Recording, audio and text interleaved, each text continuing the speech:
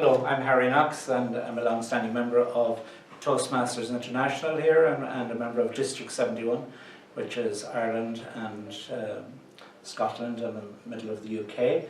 And I'm interviewing Brendan Haughton here today, who's also a long-time member of Toastmasters. You're very welcome, Brendan. Thank you very much, Harry. It's great to be here with you.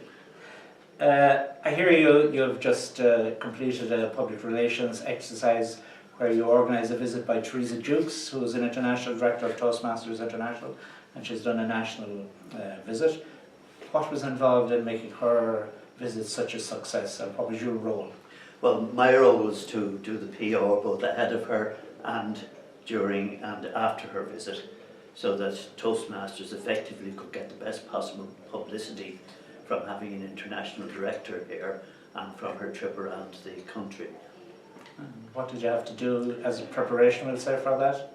Well, it's the same as the same as what you'd have to do for any public relations campaign. I think first of all, Harry, you need to do your research, and then you need to do your research again and your research. It's the key to any public relations campaign is the research. What did the research entail in this case? Research involved having a bio of the person, knowing what they're doing, where they're going, what their schedule is, well ahead, and as far as possible a couple of weeks ahead. And then when you've done that, you need to research the places they're going, if there are personalities, try to find a local story that will bring local press interest into it. If you take Ireland, for instance, Harry, there's so many multinationals. We have senior board members and directors coming through the airports all the time.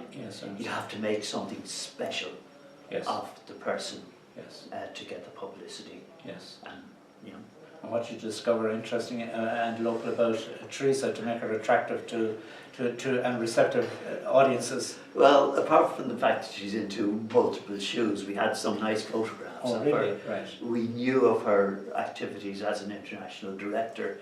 I've had the pleasure of meeting her a number of times. She was over in Ireland, compliments of Division M and Power Talk earlier this year as well. Right. So I knew a lot about her. What took the real time was to research the companies she was visiting, because she was doing a tour of Cork, Scorthy, Gorey, Arklow, and then up to Dublin to visit several of the multinationals here. Sure. Did you pick the multinationals for her, or was that decided in advance and then you researched them? The visitation was decided in advance, and I had to wiggle out the information then. I knew where she was going, so I then had to look into the background. Involved in it, for instance, was going onto the D71 site, finding out who the clubs were in each of the areas, who the club officers were, to have a brief available for that, then to find out what local press or national press you could tackle, and what good stories there were in the locality. And that is the key to it. You have to have something that makes your story stand out from all the other stories that are sent into to the press. I see. And what good stories came out then about Toastmasters when she visited these companies? What are the successes from your point of view of the campaign? Well, the first thing was that she was presenting an award from the board of Toastmasters in the States to Dell EMC in Cork, and that was a very nice glass globe on a plinth, and we involved a lot of the local people in it, and there was a little lunch session down in Dell EMC.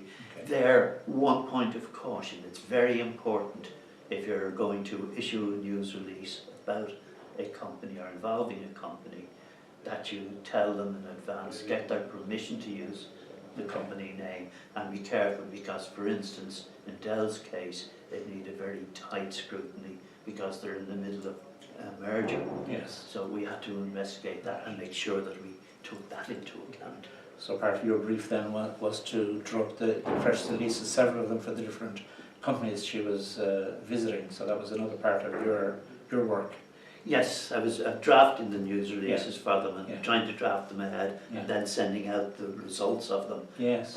in the evening. Yeah. And unfortunately, it's an early morning, late night stint Yes, because yes, you need to yes. have the latest Yes, information yes. available there. And was there any good publicity? Did you get good stories on any of the national papers or the local papers? Well, we got good ones, but to go back to the local side of Yes. it, the typical example was she went to Enniscorthy Yes. and she went to Arklow, and we gave exclusive stories to the local press. Yes. And those, Oh. they're each doing a feature next Tuesday Oh. in their own local papers. This is what brings members into a club, Yes. because the local people know Yes. about it, get to know about it, and there's a good news story there Yes. for that. Yes. So what do you think will be the after effects of this visit? What can you see as the long-term benefit? Well, she visited several of the corporates in Dublin Yes. and made another presentation there. It's brought a lot of new energy into those clubs, and there are a number of new clubs that needed it to give them a kick-off. Yes, yes. The clubs in Wexford have certainly got a boost, and at the end of the day I expect to get 2 local newspaper features. I've also combined it with this conference Yes. information, so I'm hoping to get some features in the local papers around Dublin. Yes. And then next week I'm looking to combine it into social interest stories for the magazines, and I've already sent out this morning at 6 o'clock this morning invitations to about a half a dozen magazines and social people Okay. for a little prosecco reception we're having before the conference this evening. Okay. So I gather from all this that you have a talent for this PR, and it's in your blood. Is it really? What do you like most about it? Well, I got dumped in the deep end many, many years ago when I started to work, and I had to do exhibitions every 2 weeks Yes. for the Department of Industry and Commerce, and Yes. I had a minister opening an event every second week for nearly 2 years, and of course they were aimed at publicity, so I had a very good teacher, a person called Lane Scully, who at the time was Ireland's top public relations consultant, and she was a tough person in terms of making sure things were done. There are 24 hours in a day and 7 days in a week. Okay, so it sounds as if you have a busy schedule, and sounds as if you did a very good voluntary job as being a publicity person here for a totally non-profit making organisation like Toastmasters International, where leaders are made. Well done. Thank you very much. I